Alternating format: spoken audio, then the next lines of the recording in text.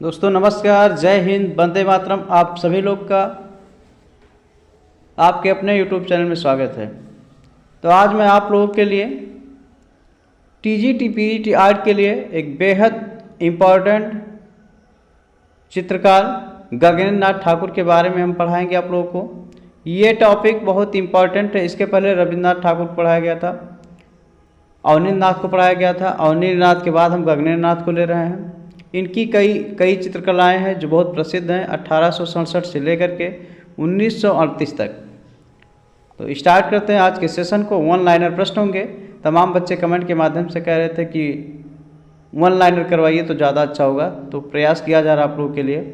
गगनेंद्र नाथ ठाकुर के पिता का क्या नाम था? नाम बताना इनका। तो इनके पिता का नाम गुणेंद्र नाथ था। गुणेंद्र नाथ इनके पिताजी का नाम था। अवनींद्र नाथ ठाकुर का गगनेंद्र नाथ से क्या संबंध था? तो अवनींद्र नाथ इनके छोटे भाई थे। जो अवनींद्र नाथ ठाकुर थे, गगनेंद्र नाथ, तो अवनींद्र नाथ इनके छोटे भाई थे। इनसे संबंध हो जाता है, दोनों का संबंध, रिलेशन जो है। ज्ञानेंद्र नाथ ने किन शैलियों को अपनाया था? तो गगनेंद्र नाथ की शैली थी वो विदेशी शैली थी। विदेशी शैलियों में अपने चित्रकला को उकेरा। सर्वप्रथम भारतीय विषयों के लिए घनवादी शैली का प्रयोग किसने किया था? तो घनवादी शैली जो होती है इसको गगनेंद्र नाथ ने अपनाया था, घनवादी शैली माना जाएगा। घनवादी शैली का प्रभाव किस भारतीय कलाकार के चित्रों में दिखाई देता है? तो ये गगनेंद्र नाथ के चित्रों में दिखाई देता है। घनवादी शैली का जो चित्र होता है ये दिखाई देता है। सर्वप्रथम भारतीय विषयों के लिए किस घनवादी शैली का प्रयोग किया गया? किसने किया था? तो ये गगनेंद्र नाथ जी ने किया था। जो सर्वप्रथम घनवादी शैली थी, ये पूछता है इम्पॉर्टेंट, घनवादी शैली इम्पॉर्टेंट है आपके टीजीटी और पीजीटी के लिए, तो ये इम्पॉर्टेंट रहेगा। गगनेंद्र नाथ जी ने किया था, इसमें अपनाया था इसको। यूरोपीय घनवाद का प्रभाव किस भारतीय कलाकार के चित्रों में दिखाई देता है? तो गगनेंद्र नाथ के चित्रों में दिखाई देता है। इसको आप याद रखिएगा। ये 2-3 क्वेश्चन आपसे एकदम कई बार पूछता है। घनवादी शैली आपका हो गया किस भारतीय कलाकार के द्वारा? तो ये आरंभ गगनेंद्र नाथ ने किसके प्रभाव में आकर घनवाद का प्रारंभ किया था? तो एक जो आर्टिस्ट थे स्टेला कैम्ब्रिज के प्रभाव में आकर के 1923 में घनवादी शैली को अपने आकार में प्रभाव में आकर के घनवाद का प्रयोग आरंभ कर दिया था। तो स्टेला कैम्ब्रिज का नाम मत भूलिएगा, कई बार पूछा जाता है एग्जाम में। 1907 में Indian society of oriental art की स्थापना किसने की थी? तो ये ईवी हैवेल्स और गगनेंद्र नाथ ने मिलकर के की थी, दोनों ने की थी। तो ईवी हैवेल्स का नाम नहीं बोलना है, ईवी हैवेल्स और गगनेंद्र नाथ ने मिलकर के की थी। आगे बढ़ते हैं। बंगाल होम इंडस्ट्रीज एसोसिएशन कुटीर उद्योग संस्था किस कलाकार ने खोली थी? तो ये गगनेंद्र नाथ जी ने खोली थी। इनका संबंध भी बंगाल से रहा है। बंगाल होम इंडस्ट्री एसोसिएशन कुटीर उद्योग संस्था किस कलाकार ने खोली थी? तो ये गगनेंद्र नाथ जी ने ही खोली थी। गगनेंद्र नाथ ने रविन्द्रनाथ के किस ग्रंथ का चित्रण किया था? तो ये जीवन स्मृति का चित्रण किया था इन्होंने। ये इम्पॉर्टेंट रहने वाली चीज़ है। और गगनेंद्र नाथ जी ने रविन्द्रनाथ की जो ग्रंथ का चित्रण किया था ये जीवन स्मृति, ये इम्पॉर्टेंट है। हम आप लोग के लिए बेहद सर्किल कर देते हैं, इसको आप नोट कर लीजिएगा। जो जीवन स्मृति थी उसका चित्रण किया था। घनवाद और प्रभाववाद से प्रभावित कलाकार का नाम क्या था? गगनेंद्र नाथ था। कई पैटर्न पे प्रश्न आपसे पूछे जाते हैं, उसी पैटर्न से आपको तैयारी भी रखनी है जिससे कोई मिस ना हो आपसे। गगनेंद्र नाथ ने अपने चित्रों में किन किन माध्यमों का प्रयोग किया है? तो उसमें जो आपका माध्यम हो जाएगा टेम्परा, वाश, तैल रंग आदि, ये सब प्रयोग में आ जाएंगे।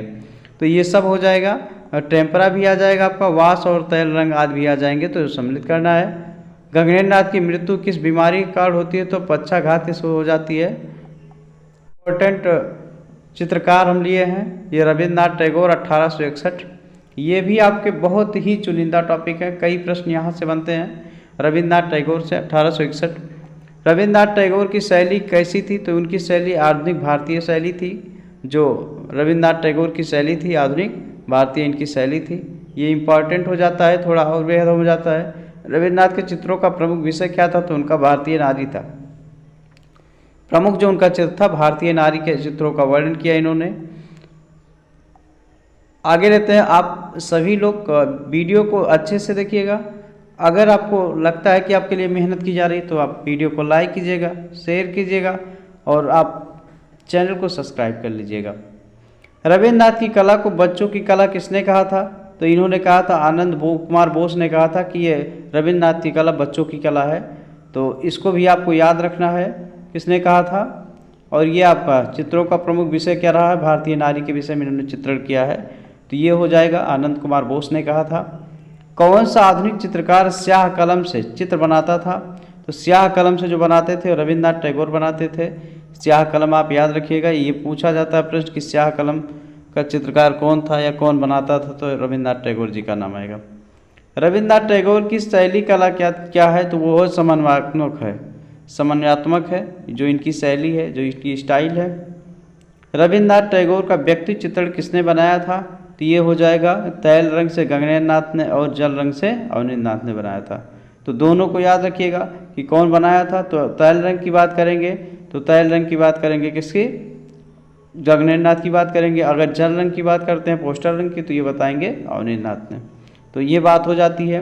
1946 में यूनेस्को द्वारा आयोजित अंतर्राष्ट्रीय आधुनिक कला प्रदर्शनी में रविन्द्रनाथ के कितने चित्र प्रदर्शित हुए थे? तो इसमें 4 चित्र प्रदर्शित किए गए थे, जो 1946 में यूनेस्को में अंतर्राष्ट्रीय आधुनिक प्रदर्शनी लगी थी, कला प्रदर्शनी थी।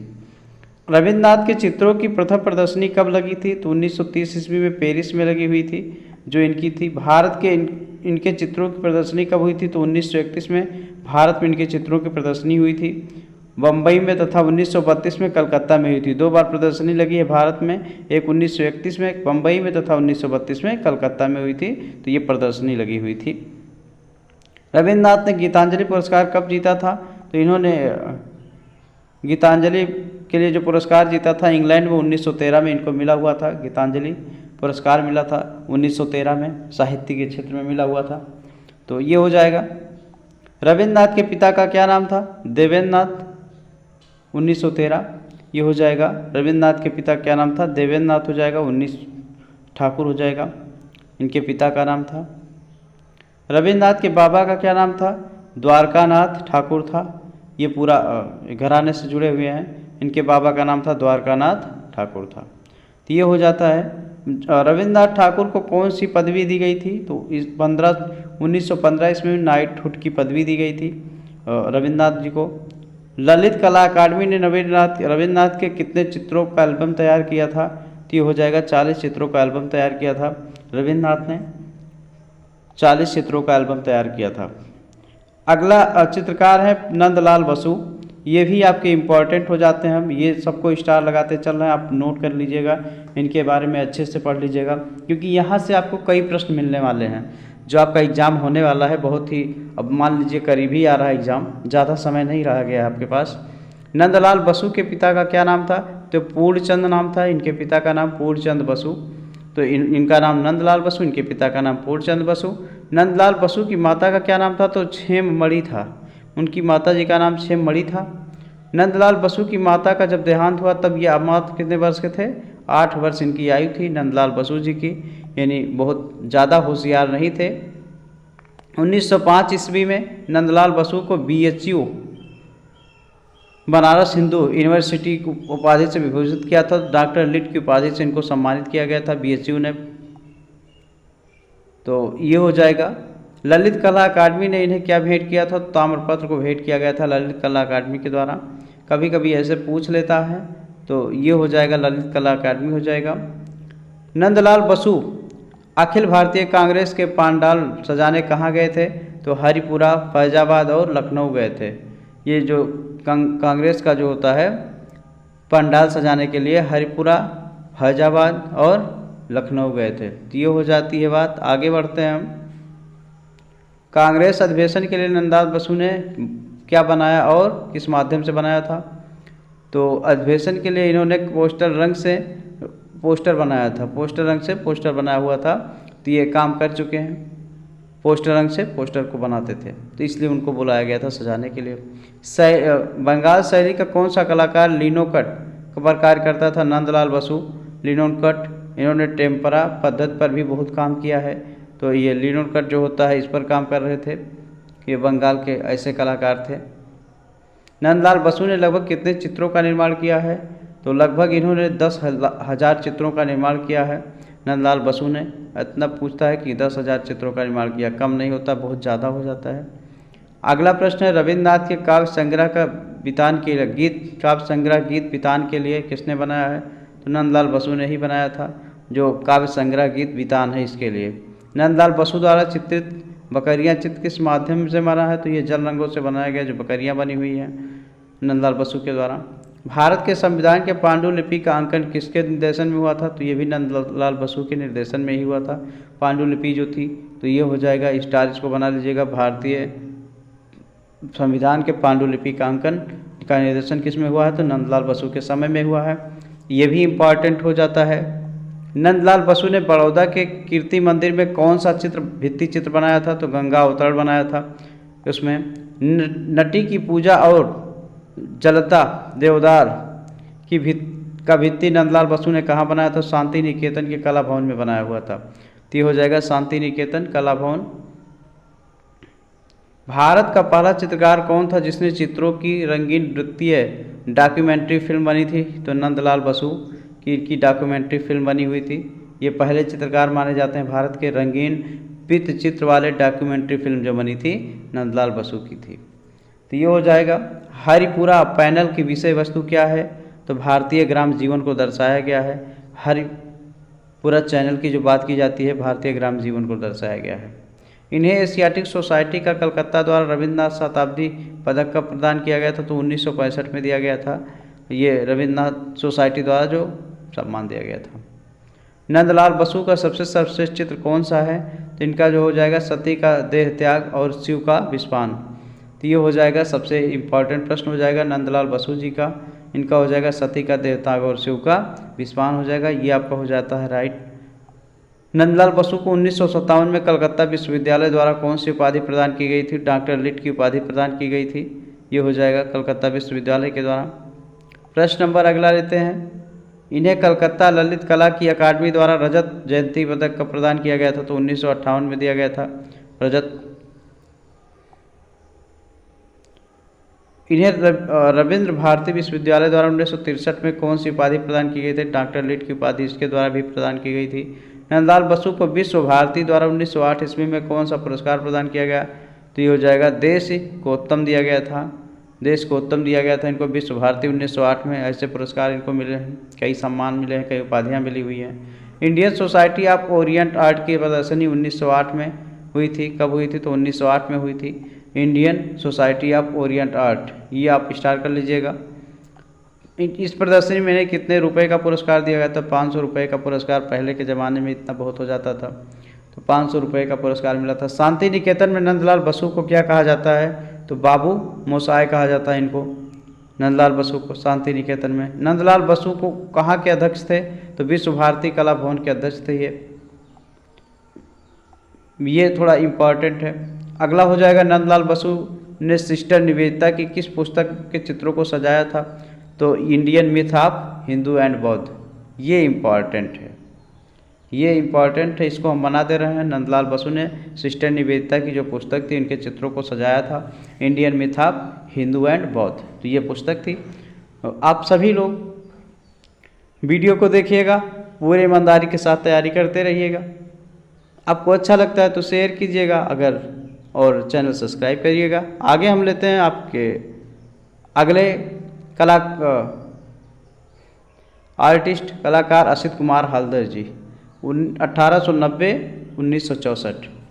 ये भी बेहद इम्पॉर्टेंट है आपके सिलेबस के अनुसार, टीजीटी पीजीटी सिलेबस के अनुसार बहुत ही इम्पॉर्टेंट है। ये भी है। जितने अभी हमने जितने चित्रकारों को लिया, जितना कलाकारों को लिया है, वो सब लोग बहुत ही इम्पॉर्टेंट है आपके जो आने वाले एग्ज़ाम है टीजीटी और पीजीटी के। तो इन लोगों को अच्छे से पढ़ लीजिएगा आप। 1941 में असित कुमार हालदर को किसने सम्मानित किया है? ब्रिटिश सरकार ने किया है। असित कुमार हालदर ने कितने ग्रंथों की रचना की है? तो 40 से अधिक ग्रंथों की रचना इन्होंने की है। स्टार्ट करते हैं। असित कुमार हालदर की प्रारंभिक रचनाएं किस पर अंकित हैं? तो भित्ति चित्रों पर अंकित की गई हैं जो प्रारंभिक रचनाएं हैं। असित कुमार हालदर की कृतियां कहाँ सुरक्षित हैं? इलाहाबाद संग्रहालय में सुरक्षित की गई हैं। अगर पूछता है ये इम्पोर्टेंट हो जाता है तो इलाहाबाद संग्रहालय की बात आपसे की जाती है, ये इम्पोर्टेंट हो जाता है। असित कुमार हल्दर का कौन सा चित्र प्रसिद्ध है? जगई मगई संथाल परिवार, तो ये हो जाएगा राइट आंसर, जगई मगई संथाल हो जाएगा। जगई मगई चित्र इस समय कहाँ सुरक्षित है? तो ये हो जाएगा इलाहाबाद संग्रहालय में सुरक्षित है, जगई मगई चित्र हो जाएगा। असित कुमार हल्दर ने किन गुफाओं की अनुकृतियाँ तैयार की हैं? तो अजंता, बाघ और जोगीमारा, ये हो जाएगा राइट आंसर, अजंता, बाघ और जोगीमारा की, ये हो जाएगा प्रसिद्ध है। इसके चित्र किस धरातल पर बने हैं? तो लकड़ी, रेशम और हार्डबोर्ड पर बने हैं, लकड़ी, रेशम और हार्डबोर्ड पर बने हुए हैं। अगला प्रश्न, इन्होंने अपने चित्रों पर किन रंगों का प्रयोग किया है? जल रंग, तैल रंग तथा टेम्परा का। जल रंग, तैल रंग तथा टेम्परा का प्रयोग किया है, जल रंग, तैल रंग तथा टेम्परा का प्रयोग किया है। इन्होंने अपने चित्र पर किन रंगों का प्रयोग किया है? तो जल रंग, तैल रंग और टेम्परा का। असित कुमार हल्दर चित्रकार के अतिरिक्त और क्या थे? तो ये कवि तथा बंगला गीतकार भी थे, कवि तथा बंगला गीतकार भी थे, ये हो जाएगा राइट आंसर हो जाएगा।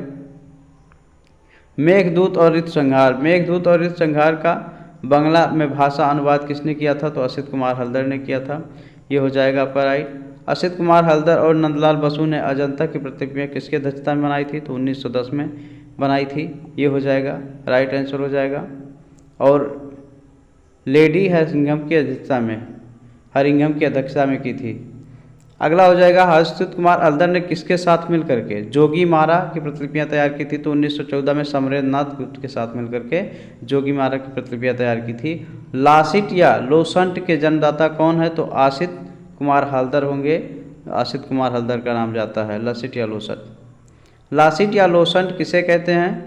तो लकड़ी या लोसांट, लकड़ी पर लाख से वर्निश कर जो पेंटिंग की जाती है उसे लासिट कहते हैं, तो ये हो जाता है जो लकड़ी पर पेंट करके लाख से वर्निश कर जो पेंटिंग की जाती है उसे लासिट बोलते हैं, ये हो जाता है। असित कुमार हल्दर की चित्रशैली कैसी थी? तो गीतात्मक, इनकी रेखाओं में ध्वनि गूंजती है, गीतात्मक हो जाएगी, इनकी रेखाओं में क्या होती है? ध्वनि गूंजती है, ऐसा इनकी शैली हो जाती है। असित कुमार हल्दर द्वारा बनाई गई बाघ गुफा की प्रतिलिपियाँ कहाँ हैं? तो ग्वालियर के पुरातत्व संग्रहालय में है, ग्वालियर के पुरातत्व संग्रहालय में है, तो ये हो जाएगा संग्रहालय में, ग्वालियर के पुरातत्व संग्रहालय में। असित कुमार हल्दर किस रूप में माने जाते हैं? तो ये हो जाएगा कवि कलाकार के रूप में जाने जाते हैं। असित कुमार हल्दर किस रूप में जाते हैं? कवि कलाकार। दोस्तों नमस्कार, जय हिंद, वंदे मातरम। आप सभी लोग का मेरे यूट्यूब चैनल में स्वागत है। आज मैं आप लोगों के लिए टीजीटी पीजीटी आर्ट के लिए बेहद इम्पॉर्टेंट चित्रकार क्षितिज नाथ मजूमदार जी के बारे में महत्वपूर्ण प्रश्नों को बताएंगे। 1891 से लेकर के 1975 तक का इनका समय रहा है, तो ये इसी के बारे में बता रहे हैं, इनके बारे में। चलिए स्टार्ट करते हैं आज के प्रश्न को। क्षितिज नाथ किस धर्म के अनुयायी थे? इनके बारे में कुछ बातें होंगी। वैष्णव धर्म से, वैष्णव धर्म के अनुयायी थे। क्षितिज नाथ बंगाल शैली के कैसे चित्रकार थे? तो ये वैष्णव चित्रकार थे, तो वैष्णव धर्म है तो वैष्णव शैली हो जाती है। आगे अगला प्रश्न है इनके बारे में, क्षितिज नाथ किस स्कूल के प्रधानाचार्य नियुक्त हुए थे? तो Indian society of oriental arts की,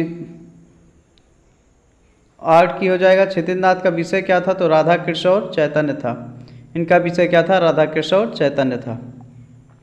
क्षितिज नाथ का पहला चित्र ध्रुव की तपस्या किसने खरीदा था? तो एक अंग्रेज ने 80 रुपये में खरीदा था, तो ये हो जाएगा। क्षितिज नाथ का पहला चित्र ध्रुव की तपस्या किसने खरीदा था? तो एक अंग्रेज ने 80 रुपये में खरीदा था, तो ये हो जाता है इम्पोर्टेंट। आगे हो जाएगा, और लंदन के प्रधान अध्यक्ष ने 100 रुपये में खरीदा था, तो एक चित्र हो जाएगा 80 रुपये में, और एक दूसरा हो जाएगा लंदन के प्रधान अध्यक्ष ने 100 रुपये में खरीदा था, तो ये हो जाएगा दोनों।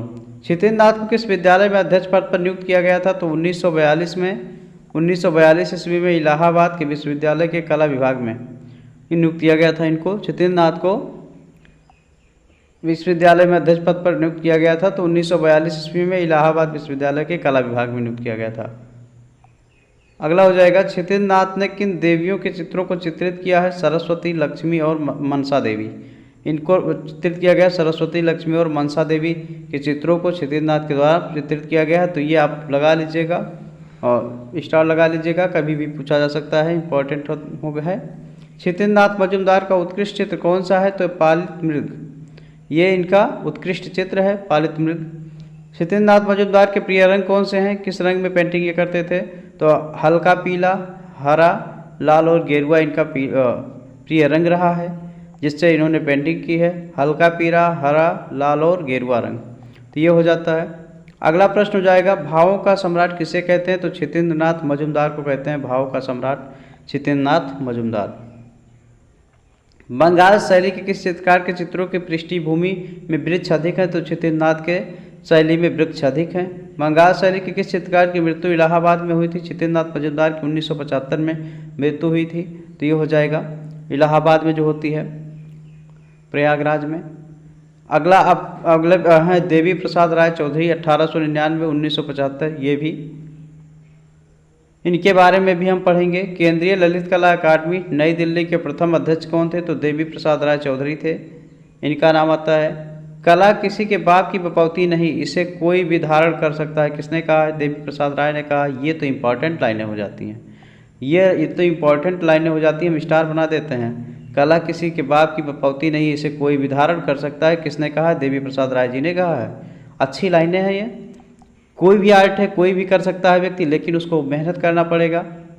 देवी प्रसाद राय चौधरी द्वारा बनाई गई श्रम की विजय की मूर्ति किस धातु की है? तो कांस्य की धातु बनाई गई थी, कांस्य धातु की।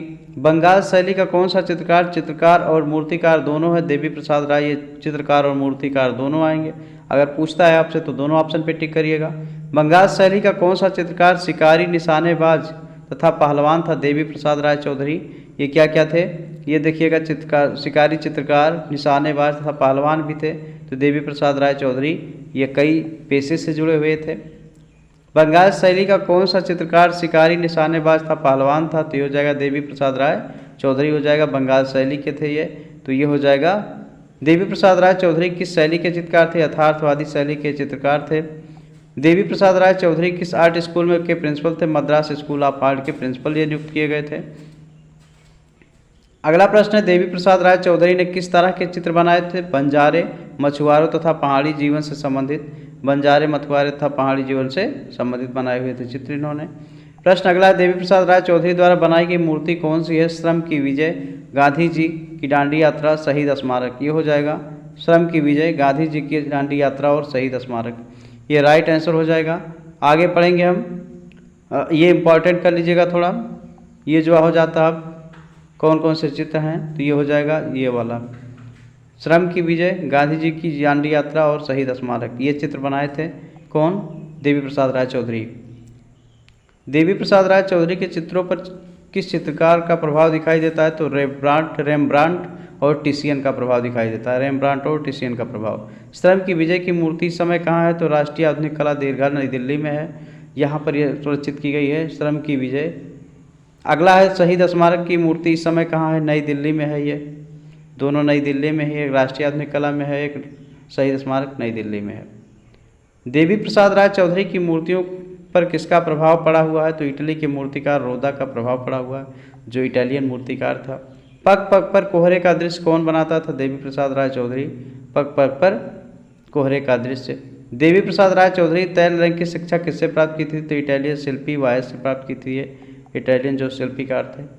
अगला आपका है शैलेंद्रनाथ डे, इनके बारे में हम पढ़ लेते हैं, शैलेंद्रनाथ डे के बारे में। इनका भी कला में अहम योगदान रहा है। शैलेंद्रनाथ डे का जन्म कहाँ हुआ था? तो इलाहाबाद, दारागंज में हुआ था, दारागंज इलाहाबाद फेमस है, यानी प्रयागराज नाम चेंज हो गया है। राजस्थानी कला के पुनर्जागरण के अग्रणी कलाकार कौन थे? तो शैलेंद्रनाथ डे थे, ये पुनर्जागरण कला के अग्रणी कलाकार, राजस्थानी कला के, इंपॉर्टेंट कर लीजिएगा। शैलेंद्रनाथ डे कला की शिक्षा किससे प्राप्त की थी? अवनींद्रनाथ ठाकुर से प्राप्त की थी इन्होंने, जो शिक्षा प्राप्त की थी। भारतीय चित्रकला पद्धति नामक पुस्तक किसने लिखी? तो शैलेंद्रनाथ डे ने लिखी है। अगला है अब्दुल रहमान चुगताई, 1897 से 1975, ये भी इनके बारे में भी पढ़ेंगे। वंश परंपरा से ईरानी और जन्म से भारतीय कलाकार का क्या नाम था? अब्दुल रहमान चुगताई नाम था इनका। अब्दुल रहमान चुगताई की मृत्यु पाकिस्तान में होती है। अब्दुल रहमान चुगताई कलात्मक पुस्तक कौन सी है? तो देखते हैं इनकी कौन सी पुस्तक है, तो ये हो जाएगा मुरक्का-ए-चुगताई इनकी पुस्तक है, अब्दुल रहमान चुगताई की। मुरक्का-ए-चुगताई पुस्तक का प्रथम प्रकाशन कब हुआ था? 1930-32 के लगभग हुआ था, 1930 और 32 ईस्वी के लगभग हुआ था। अब्दुल रहमान चुगताई की दूसरी पुस्तक का क्या नाम था? तो नक्शा-ए-चुगताई था, उससे जुड़ा हुआ है। यह आसान सटीक अगर आता है तो आप लगा सकते हैं, कोई प्रॉब्लम नहीं हो सकती है क्योंकि उनके नाम से जुड़ा हुआ है। ये पुस्तक कब प्रकाशित हुई? तो 1936 में। ये पहली 30-32 में होती है, दूसरी 1936 यानी 4 साल बाद लगभग होती है। यामिनी राय के बारे में हम पढ़ेंगे 1887-1972 के बारे में। यामिनी राय ने किस पेंटिंग कला का साधना शुरू की? तो ये व्यक्ति चित्र से, जो व्यक्ति चित्र होता है इससे। यामिनी राय के चित्रों का मूल विषय क्या था? तो बंगाल की लोक कला थी, उनका विषय मुख्य रहा है। यामिनी राय किससे प्रभावित थे? तो ये वान गो तथा माने से प्रभावित थे, जो चित्रकार थे। यामिनी राय को किसने राष्ट्रवादी कलाकार की संज्ञा दी थी? महात्मा गांधी ने दी थी यामिनी राय को राष्ट्रीयवादी कलाकार की संज्ञा दी थी। तो ये आप लगा लीजिएगा, कभी कभी पूछता है। शिल्पी चक्र की स्थापना किसने की थी? 25 मार्च 1947 को दिल्ली में यामिनी राय ने ही की थी शिल्पी कला की। यामिनी राय की तुलना किस हेनरी माथिस से की थी? तो ए हार्बो मेस्सिया ने की थी। ईसा मसीह के जीवन पर आधारित चित्र किसने बनाए थे? यामिनी राय ने बनाए थे ईसा मसीह के जीवन पर आधारित। लोक कला और किस नाम से जानते हैं? लोक कला को और किस नाम से जानते हैं? तो नव बंगाल शैली के नाम से जानते हैं। लोक कला को नव बंगाल शैली के नाम से जाना जाता है। इसको लोक कला को नव बंगाल शैली का नाम किसने दिया? यामिनी राय ने ही दिया था। प्रश्न नंबर अगला है, यामिनी राय ने किस शैली से प्रेरणा ली थी? काली घाट पट शैली से प्रेरणा ली थी। यामिनी राय की पेंटिंग किस माध्यम में बनी है? टेम्परा माध्यम में इनकी पेंटिंग बनी है। 1926 से 1936 ईस्वी तक यामिनी राय ने लाहौर के किस स्कूल में सहायक निर्देशन के पद पर कार्य किया था? Mayo school of art Lahore, ये हो जाता है right. Mayo school of art Lahore हो जाएगा, लाहौर यानी पाकिस्तान। यामिनी राय की 1950 में प्रदर्शनी न्यूयॉर्क में हुई, कहाँ हुई थी? SCS गैलरी न्यूयॉर्क में हुई थी। इनकी प्रदर्शनी जो हुई थी 1950 में SCS gallery New York, SCA gallery New York में हुई थी। अगला है, पटुआ कला कहाँ की है? तो पटुआ कला बंगाल की है। तत्कालीन समय की परंपरा के अनुसार यामिनी राय ने अपना जीवन किस रूप में प्रारंभ किया? तो ये फैशनेबल कलाकार ए के रूप में किया था। अपना जीवन किस रूप में प्रारंभ किया था? फैशनेबल कलाकार ए के रूप में किया था। यामिनी राय की मृत्यु कब हुई थी? 85 वर्ष की आयु में 1972 ईस्वी में कलकत्ता में हुई थी। ये हो जाएगा। अगला है अमृता शेरगिल। अमृता शेरगिल प्रथम भारतीय महिला चित्रकार कौन थी? अमृता शेरगिल थी, ये राइट हो जाएगा। अमृता शेरगिल का जीवन किस काल कितने वर्षों का था? 28 वर्षों का था इनका जीवन काल। अगला प्रश्न, अमृता शेरगिल की मृत्यु कहाँ हुई थी? तो 1941 ईस्वी में लाहौर में हुई थी। अमृता शेरगिल की मृत्यु हो जाती है।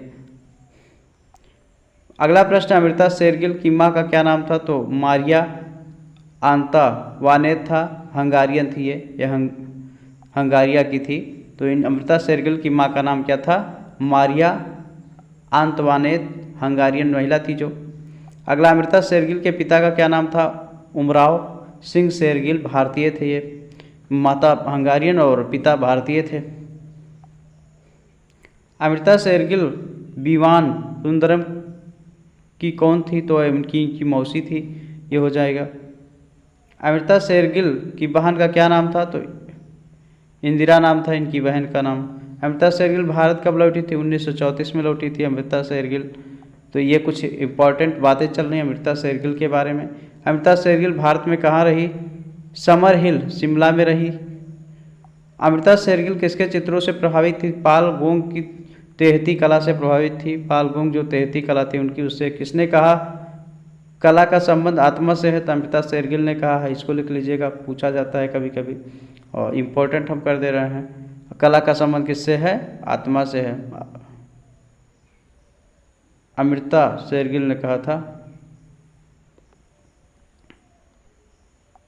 अगला है, कलाकार के रूप में अमृता शेरगिल की कर्मभूमि क्या थी? तो वो भारत ही थी, भारत से संबंध रहा इनका। अमृता शेरगिल के किस चित्रकार पर पाल गोंग का प्रभाव पड़ा था? अछूता बालिका और बालिका वधू, इसका प्रभाव पड़ा हुआ था अमृता शेरगिल पर, अछूत बालिका और बालिका वधू। तो ये हो जाता है। अमृता शेरगिल की प्रदर्शनी इलाहाबाद में कब हुई थी? तो ये 1934 में उत्तर मध्य सांस्कृतिक केंद्र में इनकी पेंटिंग आनंद कुमार स्वामी ने खरीदी थी। तो ये हो जाएगा। अमृता शेरगिल की माता कौन थी? ओपेरा की प्रसिद्ध कलाकार थी ये, ओपेरा जो होता है। अमृता शेरगिल के कार्य को किसने प्रोत्साहित किया था? यामिनी राय ने प्रोत्साहित किया था। ये हो जाएगा। अगला हो जाएगा अमृता शेरगिल के चित्रों पर किसकी झलक दिखाई देती है? विषाद की झलक दिखाई देती है। अमृता शेरगिल किसको सर्वोच्च कलाकार मानती हैं? तो दोस्तोयेवस्की को मानती हैं, दोस्तोयेवस्की को मानती हैं। अमृता शेरगिल ने चित्रकला की शिक्षा कहाँ पाई थी? तो पेरिस में पाई थी। इसकी शिक्षा पेरिस में पाई हुई थी। भारत का कौन सा प्रसिद्ध चित्रकार गोरखपुर से जुड़ा हुआ? अमृता शेरगिल गोरखपुर से इनका संबंध रहा है। अमृता शेरगिल के भारत आगमन पर उन पर किन कला का प्रभाव पड़ा था? अजंता चित्रों का प्रभाव पड़ा हुआ था। दिल्ली में प्रदर्शनी के दौरान उनकी भेंट किससे? पंडित जवाहरलाल नेहरू से हुई थी। तो अमृता शेरगिल की भेंट किससे हुई थी? पंडित जवाहरलाल नेहरू से। बम्बई के किस होटल में उन्होंने चित्रों की प्रदर्शनी? ताज होटल में की थी चित्रों की प्रदर्शनी। अजंता की यात्रा उन्होंने कब की? 1936 में की थी। अजंता की यात्रा की थी। अमृता शेरगिल अपने चित्रों के माध्यम से क्या खोजने का प्रयास करती थी? भारत की अंतरात्मा को खोजने का प्रयास करती थी। तो ये इतना थी इम्पोर्टेंट बातें अमृता शेरगिल के बारे में। आप सभी लोग वीडियो को ईमानदारी के साथ देखिएगा और आप हो सकता है 2-3-4 बार देख लें तो आपको इन लोगों के बारे में जो बातें हैं वो आपको अच्छे से याद हो जाएं और आप एग्ज़ाम में अच्छा मार्क्स कर सकें या अच्छा अंक प्राप्त कर सकें। तो आज के लिए बस इतना ही। आप सभी लोग को वीडियो लाइक कीजिएगा, शेयर कीजिएगा और चैनल को सब्सक्राइब कीजिएगा।